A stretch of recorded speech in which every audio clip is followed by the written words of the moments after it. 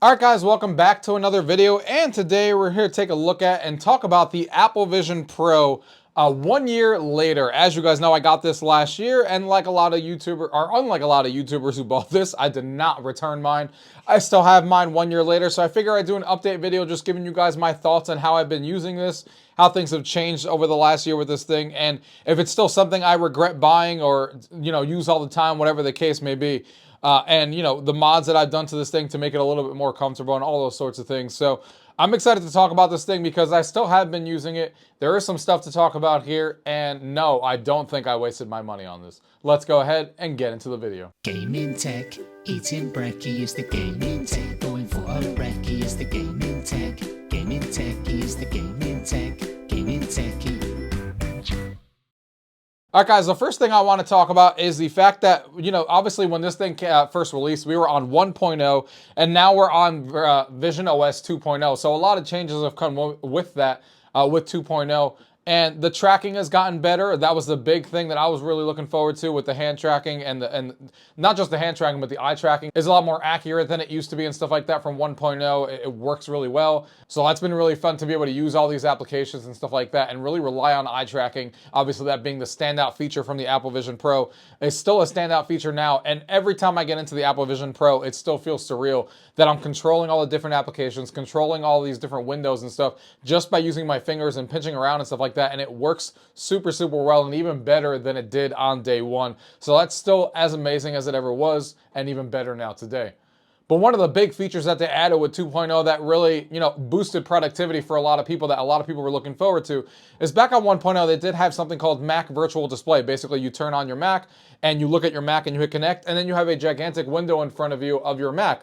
But now with VisionOS 2.0, you now can actually have a gigantic ultra-wide version of your Mac display, which is super awesome because now you can have, much more real estate than your Mac actually provides. So it gives you that push on like, hey, why would I want to take my Vision Pro with me if I can just use my Mac display that's with me? Well, now you know why. It's because now when you're out on the go, you're traveling and stuff like that, now you have, a smaller screen on your Mac, like a 15-inch or whatever the case may be, but now you have over a 100-inch, screen right in front of you in ultra-wide where you can have multiple windows open on that Mac display, and it really does look a lot better than it did on, on day one when it first came out with the higher resolution and stuff like that. Now, it works super well, the latency is super low, and it's been a fantastic tool, and the productivity for that stuff has been really awesome, and I can't imagine, if I have the Vision Pro with me and I have a Mac, on why I wouldn't pull out the Vision Pro to get that better display, the bigger display, and it's just a cool form factor. And don't forget, when you have that Mac Virtual Display,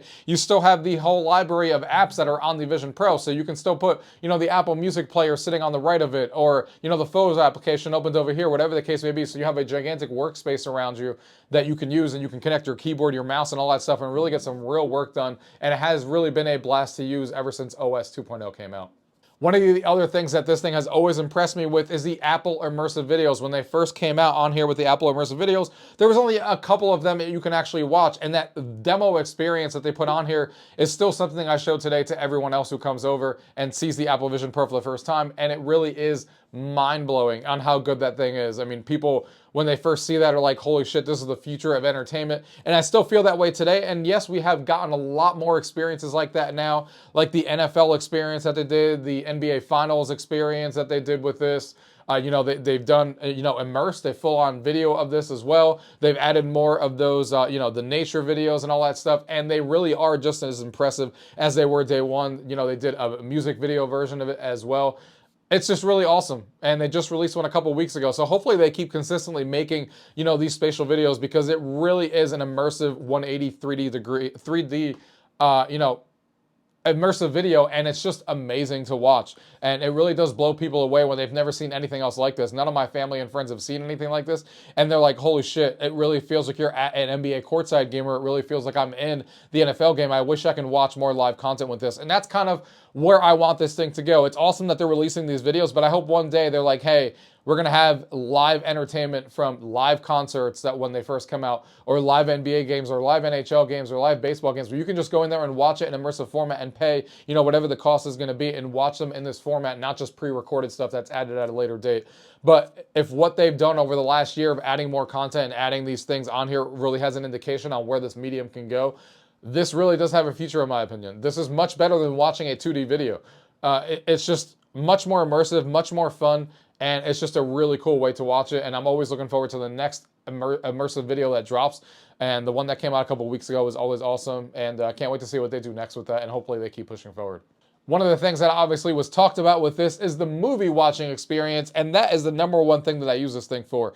Media watching on this is bar none the best thing I've ever seen on anything VR related that I've ever tried. Of course, as somebody who has the big screen Beyond, the Quest, and all those other ones that I've had before, the HTC Vive, the Valve Index, and all those, watching stuff on this headset here is the best thing the Apple Vision Pro does because, of course, of those 4K panels that you have per eye, and it really does feel like these panels are, you know, especially being OLED, are a dream to watch anything on that. When you first turn this on and you watch Apple TV content, or better yet, when you go into Disney Plus and you access their 3D library that they have on there, it really is the best 3D experience that I've ever had on anything I've ever watched, whether it be, you know, other VR headsets or even my 3D TV that I have downstairs. The fact that these are full, you know, experiences or movies in 3D, the fact that Disney is actually releasing more 3D movies onto their, you know, platform, the fact that Apple is still releasing more 3D videos onto their store, like Wicked that just came out a couple weeks ago as well, is an amazing thing, because 3D content maybe didn't survive a few years ago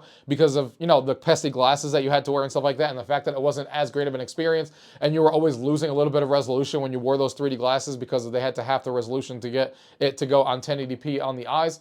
The fact that we get the full resolution on this, you have the fantastic sound quality on here, is just amazing. But it's not even just the 3D content, it's the fact that you're in these 3D environments as well while you're watching this content to really make you feel immersed. And not only that, but then you also have the plethora of other things that you could watch on here in 2D. So you really feel like you have a massive you know, screen in front of you when you go on an airplane or when you're at home.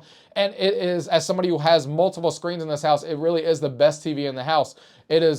It's an amazing experience. This is how I always try to watch my media content when I'm watching things by myself, and I'm not going to watch it with friends or with people over the house and stuff like that. It really is mind-blowing to this day how good that actually is, and it's something that I continue to do, and it's my favorite thing to do on the Apple Vision Pro is watching YouTube, watching TikTok, watching 3D movies, watching movies in general, watching HBO. It's just an amazing experience between the sound and the visual on this, and nothing has come close to this that I've ever tried. Now, when it comes to the comfort of this thing, when it first came out, of course, with the strap that it came out with, I didn't love it, but I didn't hate it either. I was able to stay in the Apple Vision Pro for as long as I wanted to watch movies and stuff.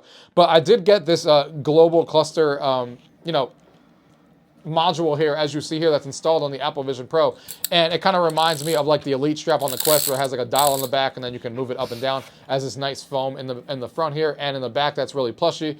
And as you guys can notice here in the front, I actually don't have a foam, you know, facial interface on this right now, because I actually use this without actually using a facial interface, because it lets my eyes get even closer to the lenses, and then the FOV gets a giant boost, because one of the main complaints about this thing is that the FOV wasn't that big and it was smaller than the Quest. But taking out that facial interface and using something like this actually lets me use this and actually has, you know, an FOV that's very similar to the Quest 3 now, and it really does make it much more immersive. So I have not used a facial interface with this for months, because this you know, strap that I have on here stays on my face. It doesn't move or anything like that, and it is an outstanding way to actually watch content, because you can still see the real world underneath you when you need to, but then you have this gigantic display in front of you, and you really feel like the FOV is all around you and surrounding you, especially when you watch those Apple immersive videos. I definitely recommend you guys, you know, buy one of these straps, whether it's this one here, the global cluster that I'm talking about, or the Anna Pro that a lot of people have bought. It really upgrades the experience, not only for comfort for a lot of people, but also it lets you use no facial interface when you're watching content, which increases the FOV by a lot and really makes this a much better experience in both ways. Now, one of the things that has happened over the last year that really has been a little bit of a disappointment is the app ecosystem. There has not been a ton of apps added to it. Of course, there's been a lot of cool apps that have been added to this that, you know, have been really fun to use, like Moon Player and the Marvel, you know, experience that they added as well. That was amazing, and nothing else like that I've played. So there's always exceptions, but there hasn't been a ton of variety of apps that have been added that are actually worthwhile. Of course, you're seeing me scroll through some of these now that are actually worth using, but overall, I thought there would be more apps on the App Store that are taking advantage of it, but obviously with this device costing as much as it does, it is understandable that developers are not flocking to it. And of course, the fact that there's no controllers means that all the games that are on the Quest have to come over here and be adapted with using hand tracking, and some games just don't work well with hand tracking. When you use fast-paced motion games, that's not something you're going to want to play. You're not going to want to play Beat Saber in here and stuff like that. with hand tracking. Now, the rumors are that they're releasing they're either partnering with Sony and stuff like that to actually get native controllers on here. And then if that happens with Vision 3.0, that is going to be huge, because then a lot of games are going to be ported over here, and it's going to be, a much more fun headset to use, because I look forward to trying new games on here, because obviously the resolution of these panels are so good that it would be awesome to play more games on here. But unfortunately, there are some games on the Apple Arcade that are fun to play that they've added, but there's not a ton of them, still to this day. There's only a few of them out there that I play every time. Synth Riders is obviously really good. The Game Room one that Resolution Games made is fantastic and stuff like that. But overall, we need more games, but we definitely need controllers. We need native controller support so developers know what to target and they actually port their games over from other platforms or make new games for this. I knew it was a mistake when Apple didn't announce controllers when it first came out, and I still think it's a mistake today, because we need games on this thing. It doesn't have to just be about productivity. It could be about everything. It's a computer at the end of the day. We want to be able to do productivity, be social, and also play some games. So yes, I'm having fun with the applications that have come out, but it is disappointing to not see more of them and Apple pushing more of it and funding more games out there. Hopefully that's something that they push when they come out with a new headset that is rumored to be about $1,500. That's kind of decreased the cost on this thing, and we see more push in that direction. Having said that, like I said, there's a lot of cool stuff on here, like even playing games on here, like remote play stuff. Like you can play Xbox Game Pass on here. You can play the new NVIDIA Game Stream on here. PS5 remote play, where you can, remote your PlayStation 5 and use a controller with this thing. All that stuff works great, and using it on an OLED panel like this in 4K on a gigantic screen is a fun experience for sure. But we need native applications on here and native, VR games like the Quest has on here that are taking advantage of what the Vision Pro has to offer, and more of them. Now, of course, the biggest thing on here that we need is what I was just talking about. It's the price on here. We need to be able to get that price down to from $3,500 or $4,000, depending on which model, and get it closer to like $1,500 to $1,500, which is where a lot of people buy their Macs and stuff like that. That's the most popular price point for Macs out there, and that's where they need to come in on the next one. Obviously, the first thing I would get rid of is this OLED screen in front of it. As cool as it was when I first saw it, nobody cares about this thing in the front. It probably cost them a few $100s to make with this OLED screen in the front, about seeing people's eyes and stuff like that. Even though it was a cool thing when I saw it, I can care less about it now, to be honest with you. And it's not something that I use, because most people are using the Vision Pro by themselves. It's a media watching device. You're not using it with other people around you.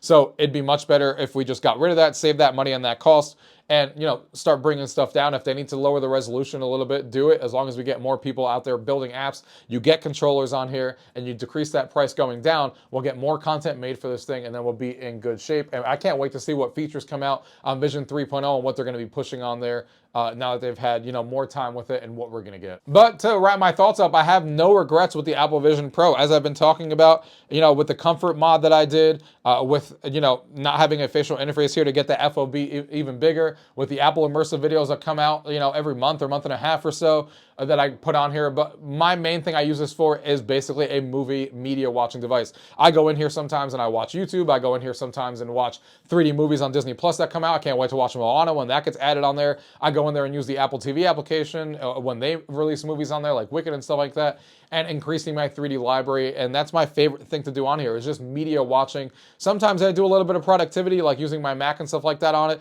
But overall, this is a media watching device for me, with the occasional, hey, let me try this game that dropped on the Apple Arcade. Let me try, this app that came out here today. And I'm still doing that all the time. But we need more of those apps like I was talking about before, and more of those games and a controller to really push this thing forward. And I hope that Apple's listening and making those controllers native so developers actually target it. But I have no regrets purchasing this. Is it for most people? Absolutely not. I would not recommend people go spend $35,000 to $4,000 on this thing, because this is not for the majority of people. The only reason that it works for me on this thing is because I'm a tech person. I like to have the latest thing. I like to be at the cutting edge of things. I like to try new things. I love VR, and I have no regrets spending the money on this thing, especially because I'm a huge 3D fan. You guys have seen this channel. I have a 3D TV downstairs that I bought. I have a 3D computer that I still use with the NVIDIA 3D Vision. So for me, the 3D alone of having the best 3D TV display that I've ever owned would be worth it for me, because I could watch all my 3D movies on here and have a fantastic experience with the best panels and OLEDs that you can watch in 3D today.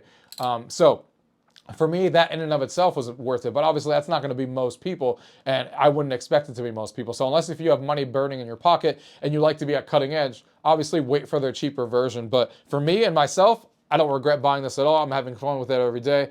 And after 1 year, No regrets at all. So guys, let me know what your thoughts are. Let me know if you guys have bought your Apple Vision Pro, if you guys are using it and what you're using it for, what applications you guys are having fun with using all the time like I was talking about. And if you guys have any questions about anything you guys have seen, as always, leave it down below. If not, thank you guys for watching. Till next time.